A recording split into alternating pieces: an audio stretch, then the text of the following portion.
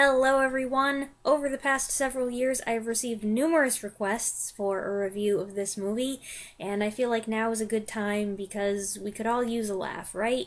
So today we're going to take a look at the curiosity that is 1957's The Giant Claw, starring Jeff Morrow and Mara Corday, and directed by Fred F. Sears.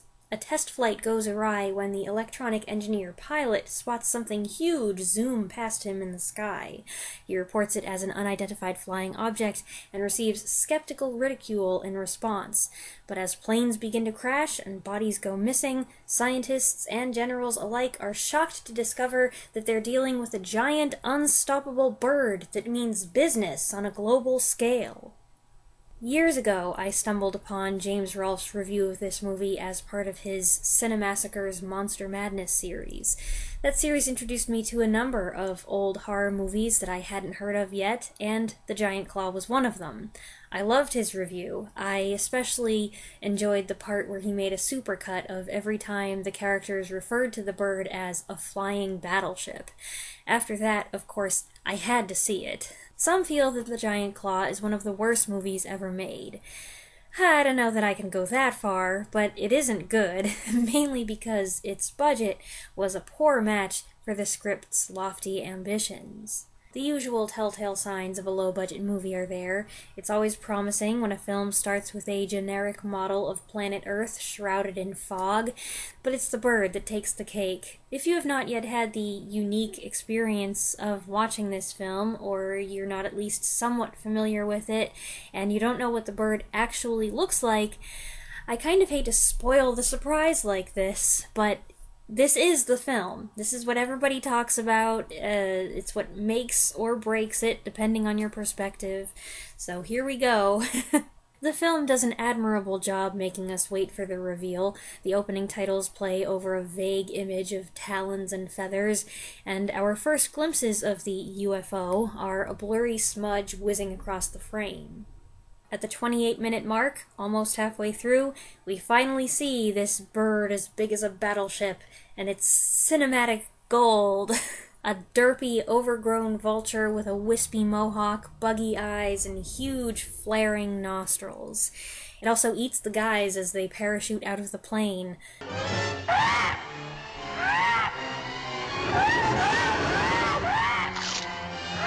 The second scene showing the bird in a slideshow of images captured by weather balloons is just as good.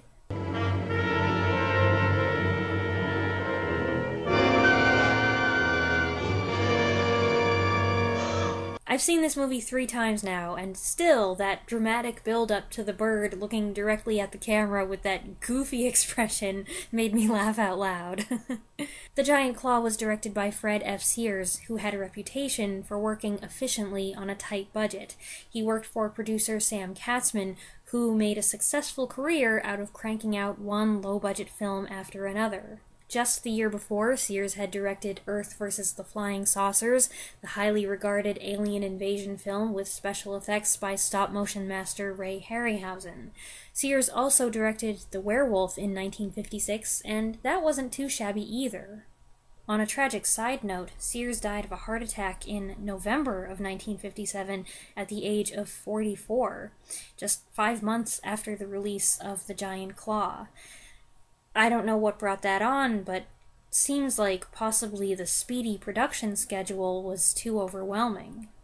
Katzman and company wanted to hire Harryhausen again, but at this point he'd become too expensive and they couldn't afford him, so they went with someone cheaper to do the special effects.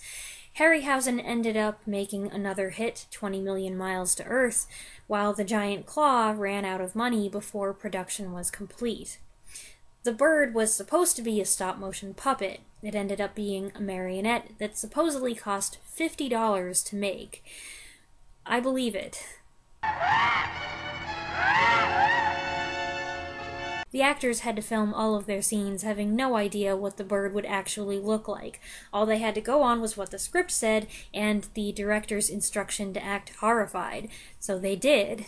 The first time they saw the bird was at the film's premiere, and they were mortified. There they were on the big screen giving these painfully sincere reactions like this is the scariest thing they've ever seen in their lives, and the audience is roaring with laughter. Jeff Morrow snuck out of the theater early before anyone could recognize him as the lead actor, and he later said that he was never so embarrassed in his whole life.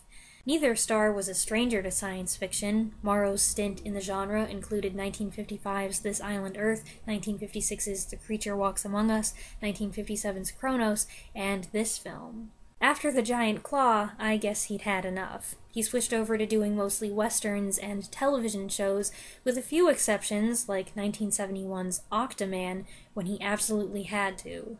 His co-star Mara Corday had become a scream queen in 1955's Tarantula, directed by Jack Arnold, making her mark in film after a succession of uncredited bit parts and forgettable supporting roles. Just a few months after The Giant Claw's release, she co-starred in The Black Scorpion opposite Richard Denning, a much better movie in my opinion, with special effects by Willis O'Brien and Pete Peterson. To their credit, while their characters weren't that interesting or well-developed, the actors approached the project like true professionals and tried to make the best of it. But they could only do so much with Paul Ganglin and Samuel Newman's script. People doing a job, well, efficiently. Serious, having fun, doing a job. It has such a serious presentation. It has this docudrama-esque narration provided by the director himself, which describes the first sighting of the bird as a significant moment in history. That's how things start off, and it just escalates from there. Eventually, the situation becomes quite grim. A dire message is broadcast on the radio about an oncoming fantastic orgy of destruction. As the government declares martial law, blackouts, curfews, lockdowns for all but essential workers. Not that we see any of this.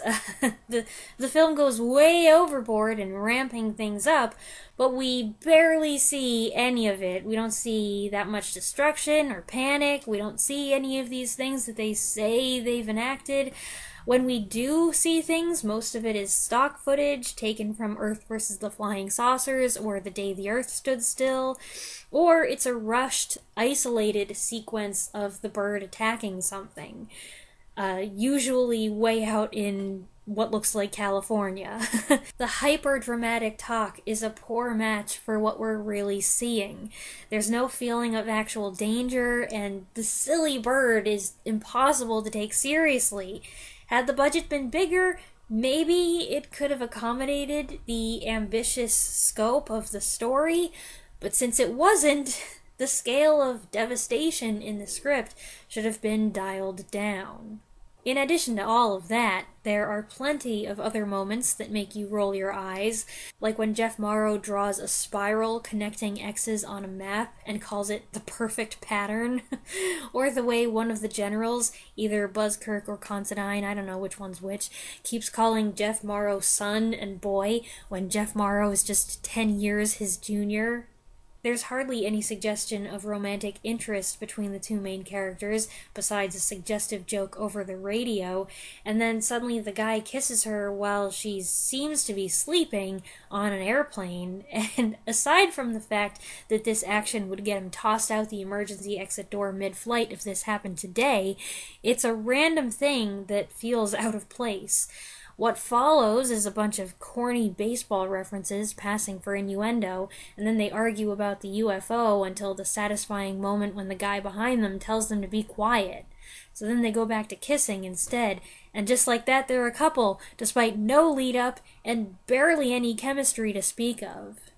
Like any good sci-fi B-movie, it interrupts everything for a science lesson on electrodynamics, atoms, and antimatter, and I don't know how I forgot about this, the bird has an antimatter screen that blows up anything that touches it.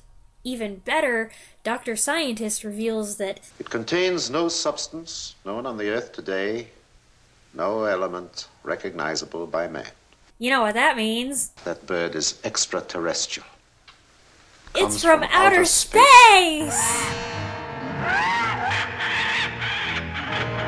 There's a part where Jeff Morrow says, "I'm just scared." and I'm sure he winced at that in the theater, if he was even still in there at that point. It's about 38 minutes in, so he might have already left. The flying battleship thing is really carried on too long. It's a ridiculous, ill-fitting description to begin with, and then we're supposed to buy that 2 people come up with it independently, Yet even the film seems to know it's ridiculous and makes fun of it. In one instance, in a really awkward way, Sally keeps making jokes about it even after their plane has been hit, knocked down, and exploded, and the dead pilot is stretched out behind them. For crying out loud! But that's not the only description of the bird that's horribly mismatched with reality. Check out what Pierre, or Pepe, as Jeff Morrow calls him once, claims he saw. It's just a devil in the storm. With the face of the wolf and the body of the woman. With wings bigger than I can tell. I would think if they were going to drag a folklore legend into it, and I don't know if this is a real legend or not, it would have made more sense for someone to identify the thing as the mythical Thunderbird. Maybe. Maybe not. Oh no, it was La Cacaña. La Cacaña. So, this is not a good movie, but its saving grace is that it is fun. The bird alone makes you laugh every time you see it, and the juxtaposition with the deadly serious tone is bizarre, to say the least.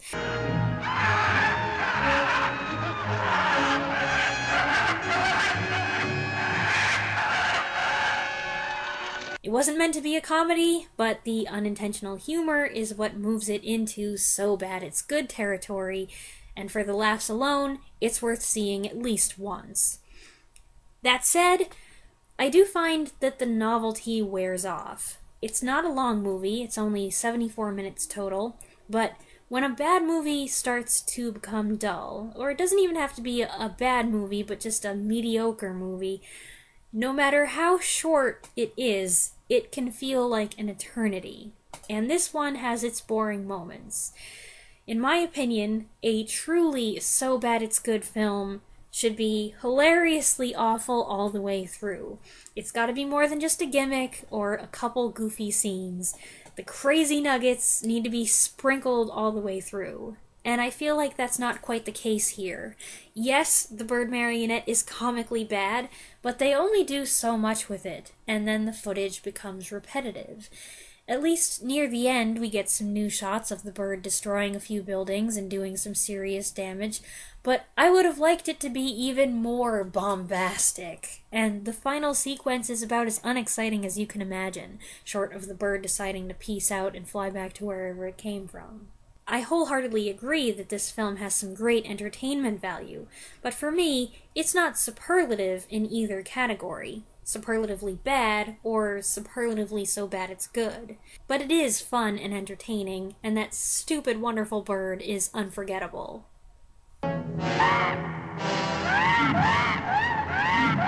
And those are my thoughts on The Giant Claw. As some of you may know, I don't prefer to do reviews of infamously bad movies, since there are plenty of other channels on YouTube that specialize in doing that, and I'd rather leave them to it. But with all the kaiju films and classic sci-fi films I've covered, this was definitely in my wheelhouse, so I hope you enjoyed this long-awaited review. By the way, if anyone's curious, we own this movie as part of this 4-film sci-fi creature classics collection, which also includes 20 Million Miles to Earth. It came from Beneath the Sea, and the American version of Mothra. Mothra is featured here on the cover.